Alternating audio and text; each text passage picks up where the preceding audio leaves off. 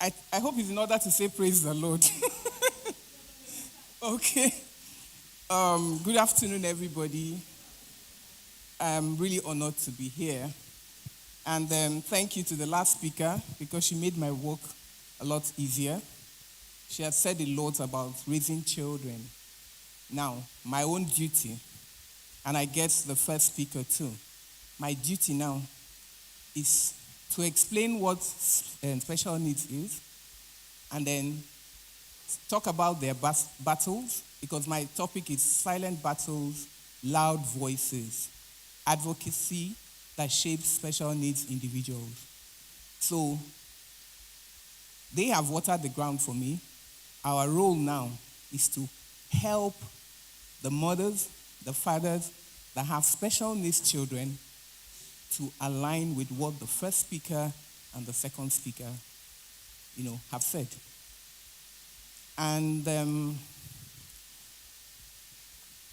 I like interactive sessions, please. When we say special needs, please, what comes to mind? Hello? I hope I'm allowed to do that. Okay. When we say special needs, I'm a teacher, so you pardon me.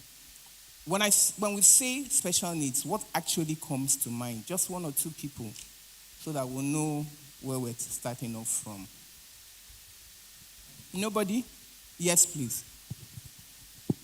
Down syndrome. Okay. What else comes to mind? Yeah. Difficult children. Okay. I want to start by saying that when we say special needs, to bring it home, we actually call them additional needs. Special needs individual, additional needs individual. And I like the second title, if we might say that, because that brings it home and tells all of us that we fall into that category. Yes. Because special needs just means people that need additional needs. All right? And you can break it down into various categories. You have the physical, the one we're used to, those that are physically challenged. The cerebral palsy falls under that too. Those on the wheelchair, crutches, and all that. You have the sensorial, where you have the visually impaired and hearing impaired. Now, when we say visually impaired, everybody's mind goes to the blind. True or false? I'm visually impaired. Because without my glasses, I can't see. So every one of you that uses glasses, whether to read or to see, falls under this category. It's important to know this so that we'll start understanding ourselves and remove the stigma. Now, you also have hearing impaired in that. That's people that are hard of hearing or people that are partially, deaf. Now, if I run a test now, particularly for those of you that live in very noisy places, you will see that a good number of you are hearing impaired to an extent. Okay? Then you have the neurological group where you have autism, dyslexia, dyscalculia, and so on and so forth. Those that have to do with the neurological settings. And you have the medical part. We have the medical disabilities. You have the sickle cell, you have lupus, you have the diabetics, the children that have cardiology issues, and so many. All of them fall under special needs or that additional needs. So that's why I said I would like to start from there so that we all see that we have additional needs. For those of us that don't remember things, there are people that don't remember things. I say, I'll tell you something, and in 1 month time, you can't give it to me the way I gave it to you. You fall under the neurological section. Because if you break it down, we'll find out that there's a transmitter in your brain that is not functioning fully. Why have I taken time to say this? Because once we hear special needs, disability, we tend to remove ourselves from the scene and look at it and look at them as them. And that's why there's a lot of stigma. But if you realize that in one way or the other, I don't have a lot of time. If I had 1 hour, by the time I finish these categories, you will see yourself in one place. So when we have that understanding, then our attitude will change. Okay. And then, yes, but in all this, we know that there are some people that are at the extreme of this group. The people we really know or refer to as special needs people or people living with disabilities. But I want to tell you that there are many models of disability. There's a medical one that we all know, and there's the social one that says that it is you and I, the society, that creates the disability. And I love that model because it's true. I've worked with families with special needs children for over 15 years. I have worked with organizations, and I can tell you that, yes, that's my best model, because that's the truth. Not downplaying the medical role model, who says that, yes, there's actually an issue somewhere. Praise the Lord. Hey. It's well. All right. Please pardon me. Amongst everything, I'm a teenage minister, a teenage and youth minister, so that's why that always comes up. All right. Now, this group of people, the Bible says that that we are all made in God's image. True or false? True or false? Good. So has it occurred to you that even those people represent the image of God? There's something about them that points you to God. I need you to start appreciating these individuals we're talking about. You can't understand the battles their families and even the individuals go through. You can't advocate for them if you don't understand these things.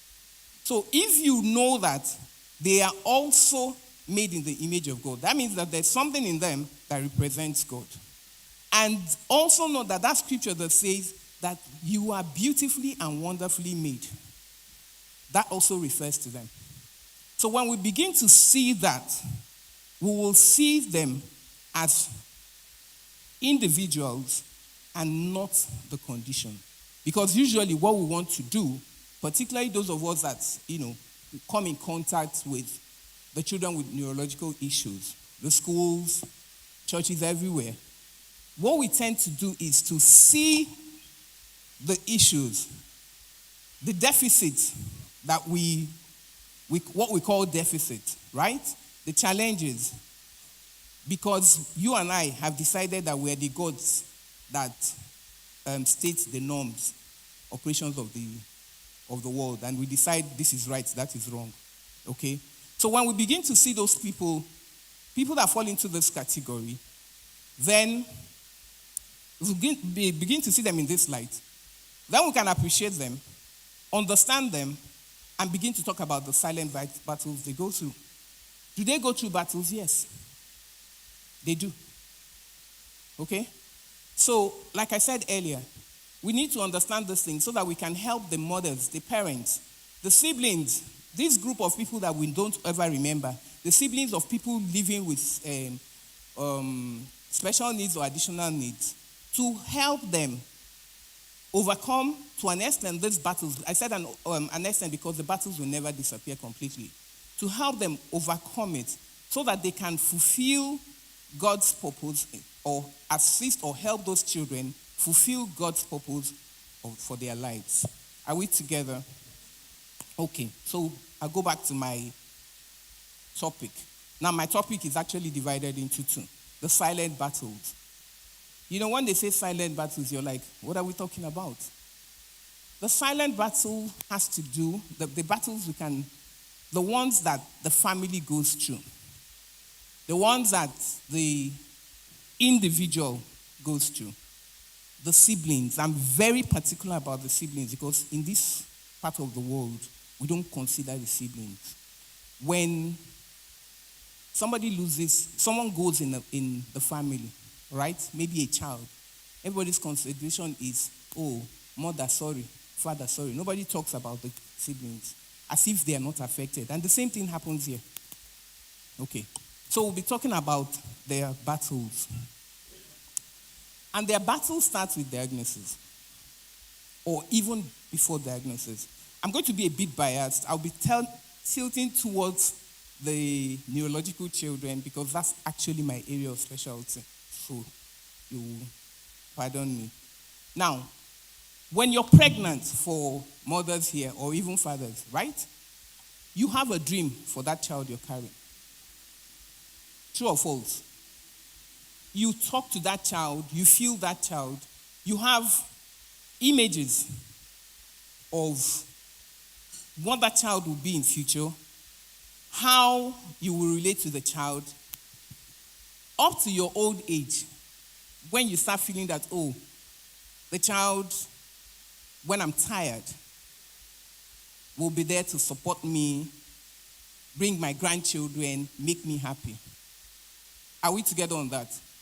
Good. Now, and at the point of delivery, it's joy everywhere.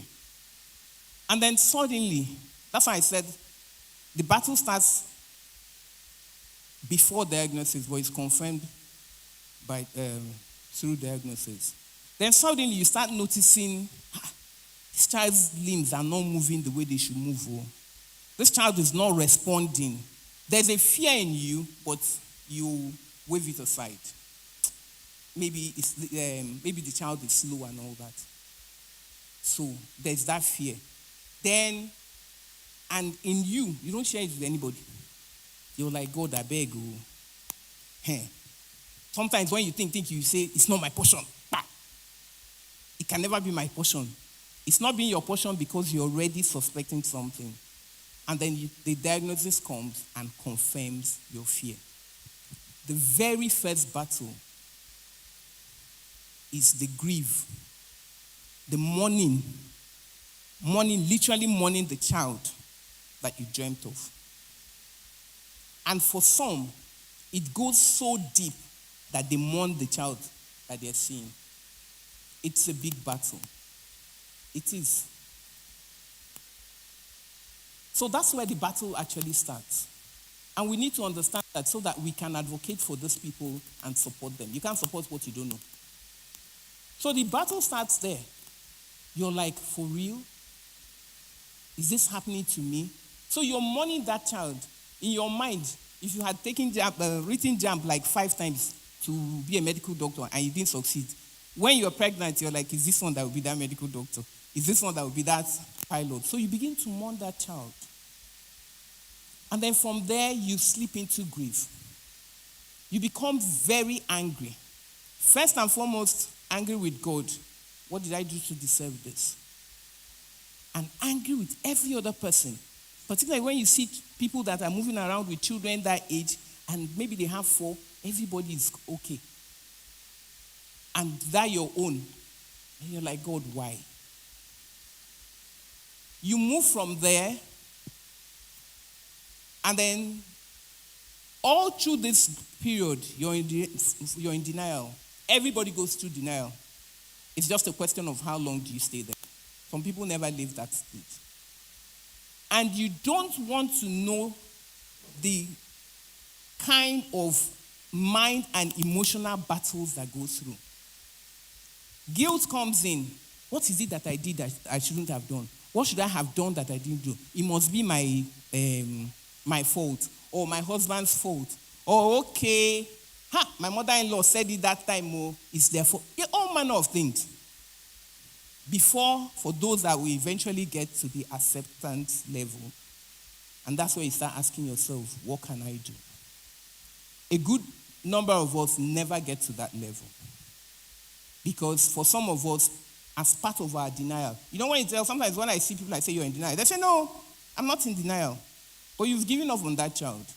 Any mother, any father that has a special needs child and does not have, a plan or sees the child's future is in denial. You are in denial because if you have accepted it, your next question will be, okay, yes, this is what I see today, but this is what I want. This is the covenant I have gone into. This is where I see my child. So what can I do? And then you start looking for solution. Is it therapy? Is it this? Is it that? What do I do? For as long as you haven't gotten to that place where you see the picture of who that child should be, you're still in denial. Or you're helping the person beside you. It might not be you, it might be a family member, it might be a friend. You're helping that person to stay in denial. So, and that's another problem, that's another battle. How do I get the resources? Because let me tell you the truth. Taking care of an individual living with special needs is expensive. Monetary-wise, time-wise, everything, it is expensive. Because, if you have a child that is extremely hyperactive and has absolutely no sense of danger, you will not be able to sleep at night. That child will not sleep. You can't sleep because the child doesn't have a sense of danger. And that means that the child can pick up knife, not knowing what it is, and stab you. We need to understand what these people go through. Okay? So, and you actually have children that way. They are so hyperactive that it takes day, night, for them to be tired enough to sleep the third day. These are battles.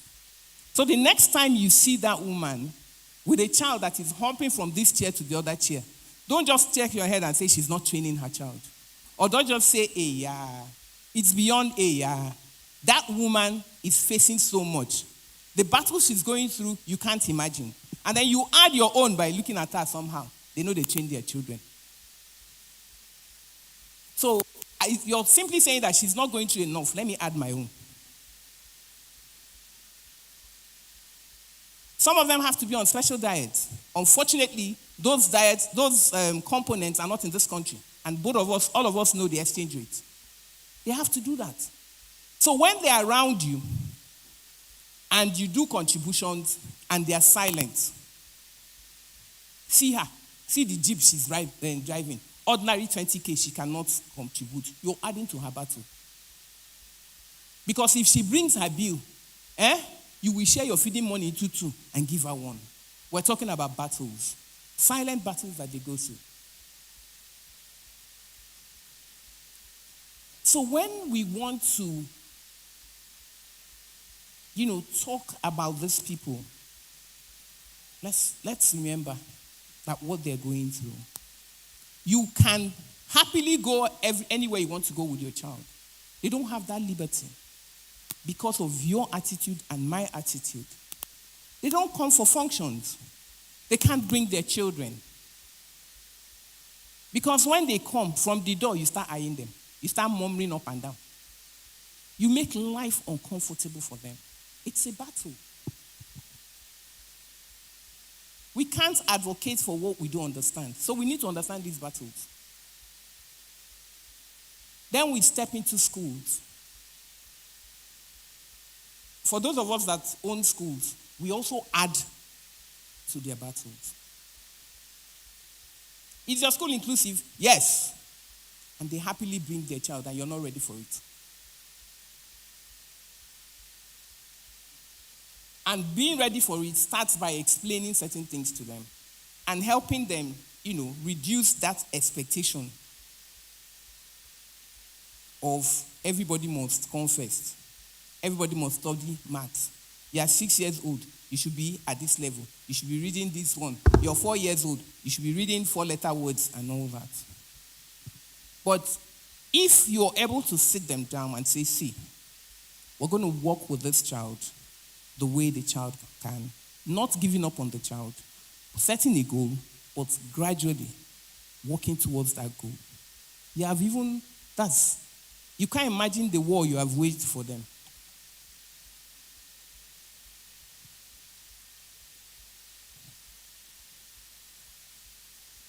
Okay. So the children go through this. The parents, they go through that. What of extended family? This thing is not in our lineage, it must be from the wife. The wise people will say, it's not in our history, it's from the husband's place. Then the battle is on and off. Some people will now tell you that, no. This evil woman, when they wanted to marry her, we said it. Her great-great-grandfather did that one. And they start isolating you. Your family, your flesh, your body. Sometimes it's so bad that even your own siblings do that to you. They are battles. What of the church is worse there? They are paying for their sins. They must have done something. Nothing comes like that. Don't mind this holier than thou they are doing in church. They have done something. God is punishing them. That's what we do. Most times, we won't drive them away from the church and turn around and say that they've gone to places they should not go. Those are battles they live with. What of the siblings? They too had dreams. And now the dreams have been cut short. Because nobody is even talking to them. Some of us are so bad that we label the children like, who is this boy? Oh, you don't know one? That one that something is wrong with the brother. That one that something is happening to the sister. Why? And that child grows with it. Battles.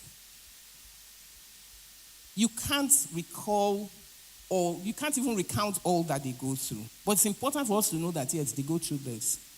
And then today we are talking about the second part of our title, says loud voices. How can we, because these are things that go on behind doors. They can't open up to you. They can't talk to you. So they don't have the voice to advocate for themselves most times.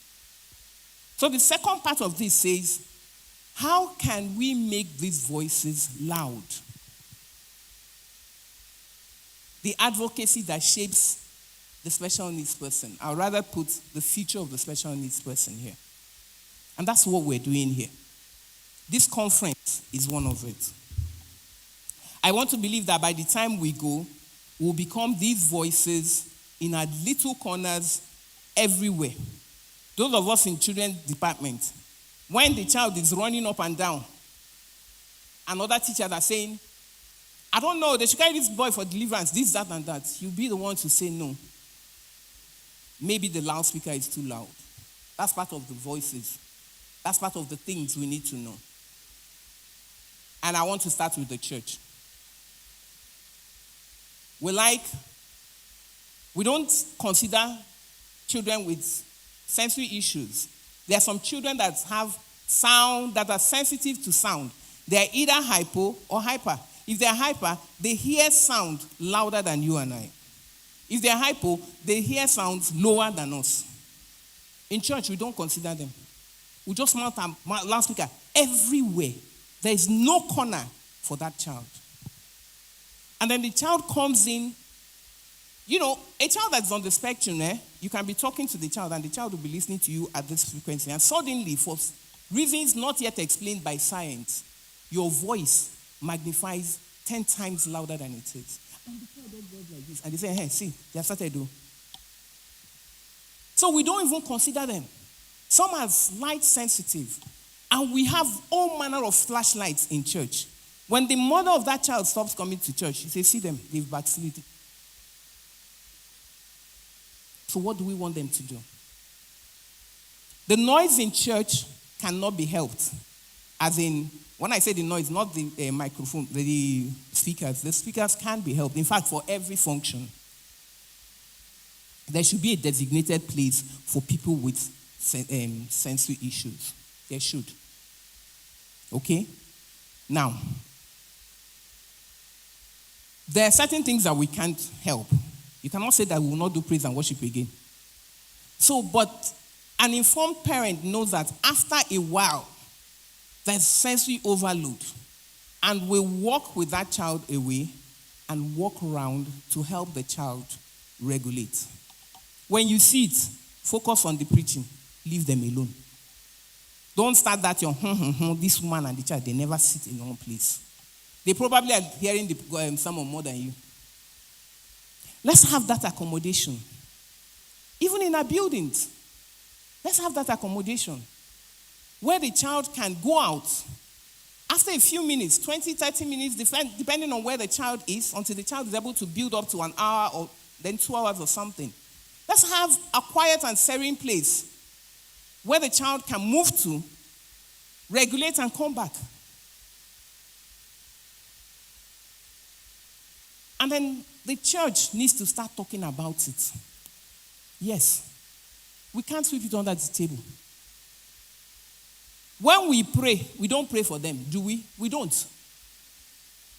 We don't pray for them. At the best, maybe this Sunday, because Thursday was World Autism Day or Down Syndrome Day. We don't pray for them. So even if you want to say that we believe in miracles, you don't include them in your miracles. The church needs to wake up and also know that these parents are going through things and reach out to them. Just call me to say, I know you're going through a lot. The Lord strengthen you. We are with you in this. We understand. Just let us know how we can make life more comfortable. You don't know what you've done for that family. Information sharing without prejudice. Oh, I understand that this. And don't make it a rule that they must take what you said. Have you tried this out? This is what I've read about. This. It helps. And then, in our families, in our villages, some of us know, but we just keep quiet. Speak out for these ones. But you can't speak out for somebody you don't believe in. I like what the last speaker said. A child, is what the parents said. Am I right? Or what the parents are. Do you even see that child anywhere? Do you see the child anywhere? To even decide that this child is going to be somewhere. So, help the parent. You can be the one to tell the mother that, oh, look, I noticed that your child likes, there's something about patterns that attracts your child. Maybe if you do this and do that, or maybe if we channel it to this area, he can be something. Sometimes parents are so overwhelmed that they don't even see. You, outside, you can see. That's advocacy. Help them. Acknowledge the reality of the battle. Because, especially the women, not only they do that. Mama Nkechi has her own. Nobody has her trouble. This one. Acknowledge that they're going through something. Or they tell you, me too. Do you know the one I'm going through? Acknowledge that these people are going through battle so that you can clear your eye to help them. That acknowledgement is important. Be kind. A few notes on this, and don't rub it on their face. You can ask about the therapy. How do you go about it? What is this? What is that? You can pay for a therapy session for 1 month. It won't kill you. All that is advocacy. Because every time when we say advocacy, we think it's just talking church. Action is also there. All right? And then, I want us to change. The greatest advocacy for me at this point is to change our mindset. And stop seeing these children or individuals as if they can't amount to something. Can we start seeing them? For example, a good number of them, over 70% of them, have very strong flair for numbers. They can analyze things better than you and I. Yes. If you bring a child on the spectrum that is on proper therapy now, and you get a machine from the park that you can fix, give it to that child. Give that child 10 minutes, the child will fix it. Yeah. They're that strong. But because we just condemn everything about them, we don't see it. So, begin to see them in that line and stop trying to fix them. Relate to them from their own part. Everybody in the world cannot be operating the same way. The difference between you and them is that you're neurotypical, your brain is wired in a certain form. Their own is not wired that, it is wired in another form. But does it make them not able to do what you can do? No. They might not be able to do what you can do the way you do it, but they can still get that goal or achieve the goal or even better from the way they do, if you help them. They can be employed because they pay attention to details. But in most times, because we want to fix them and change them to us, we make them lose that. Let me give you an example. I said this thing, I was speaking somewhere 2 days ago, and I used that example. If you give a child on the spectrum a toy, maybe a car, all right, to play with, you will expect that the child will be rolling the whole thing, playing with the entire car, isn't it? They don't. They will just choose maybe the door or the wheel. And for us, it's a problem. But that goes to show that that child pays attention to tiny details, unlike you and I. So rather than stop it, develop it. It's a plus. When you have someone like that in your team, because they will grow up and they work. Those things that you will omit or ignore or not pick in your project, they will definitely pick it. The ability to do one task, they can do something, we say it as part of their symptoms, repetitive behavior. But that means that they can do a task so many times without getting tired or bored. That's how we have this bulb.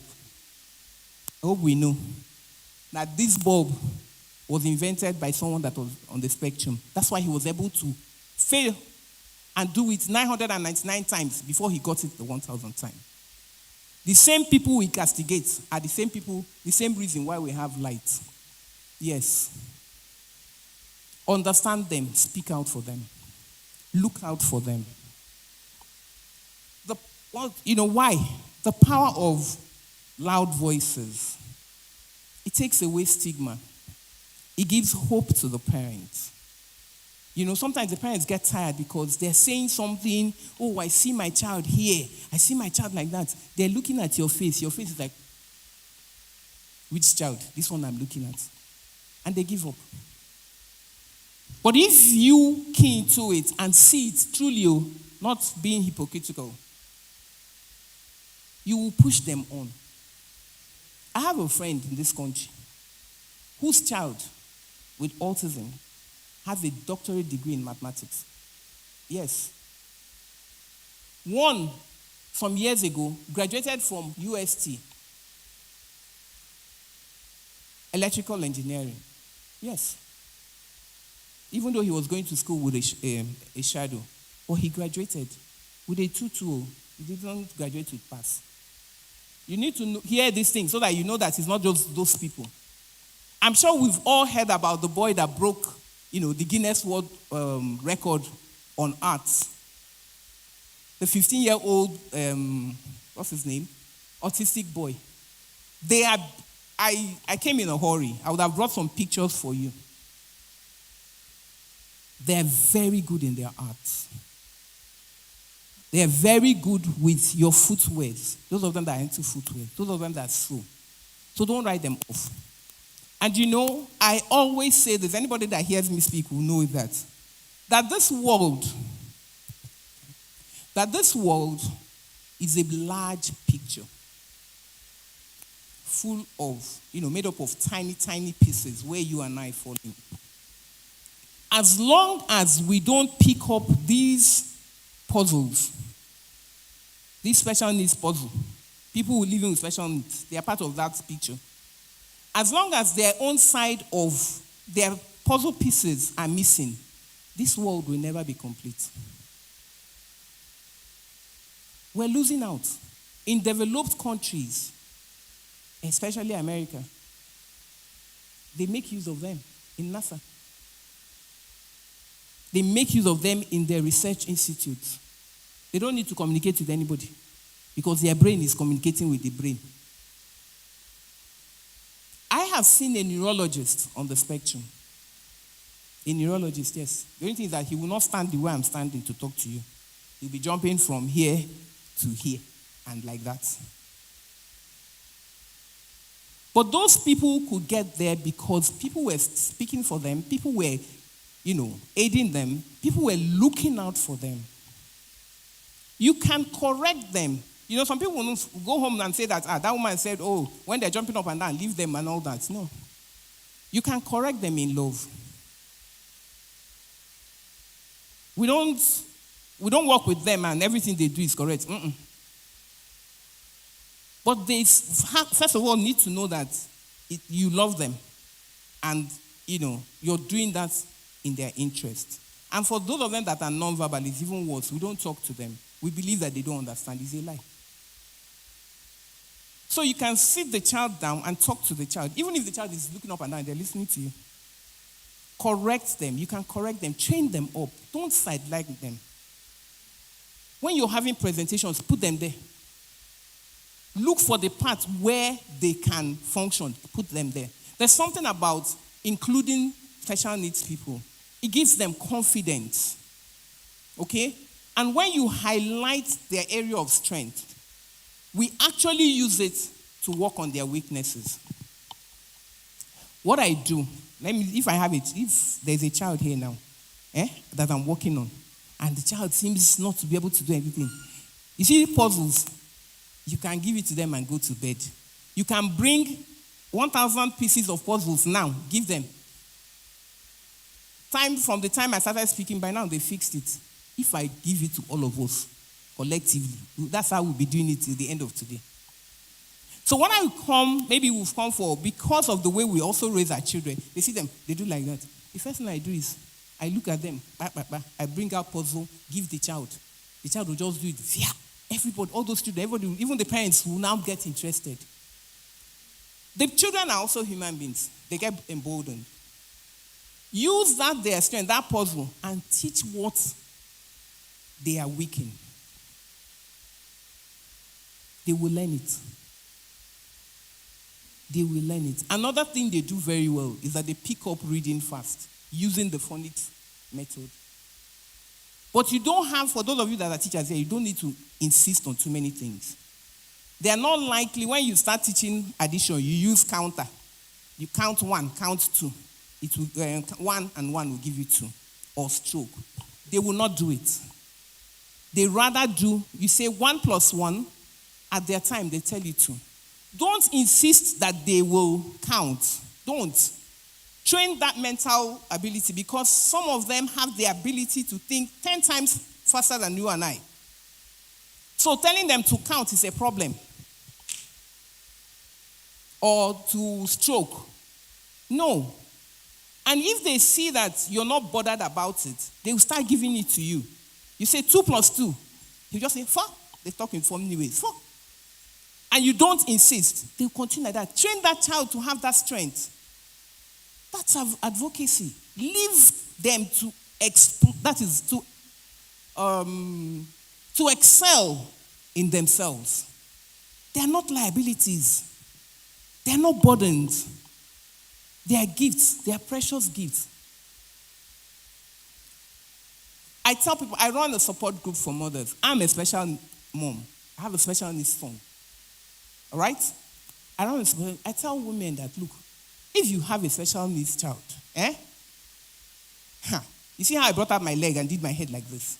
You should be proud. Why? It's an honor. It's a privilege that amongst all the women in this world, God saw you to partner with to bring that child to excellence. And so you must not feel good. You must not. If you begin to see them that way, support their parents, they will develop to who they should be, and your life will be easy. Your life will be easy. Will the battles all disappear? No, because even in your life and in my life, the battles have not disappeared. They come every day. But what we are saying is that those silent ones that they cannot, they can't come out to talk to you about, but you can see and notice, please help them. Inclusion is key. When God made this world, he made it for everybody. Tomorrow is Easter. True or false? So don't forget that Jesus also came and died for them and resurrected for them. The victory that was won on the cross was won for everybody. Special needs, disability, no disability, everybody. God loves them, so why can't you love them? And the greatest way to show that love is advocacy. So in your workplace, insist that they don't boycott them when they're employing people. Not just that they should take them, they should give them the necessary support. In schools, they should be admitted with the necessary support. I feel offended when schools turn a child down and say, we can't employ you. You do it the first time, you do it the second time, you do it the third time. It's not right. You should get yourself equipped. What does it take? Training. Employ a therapist.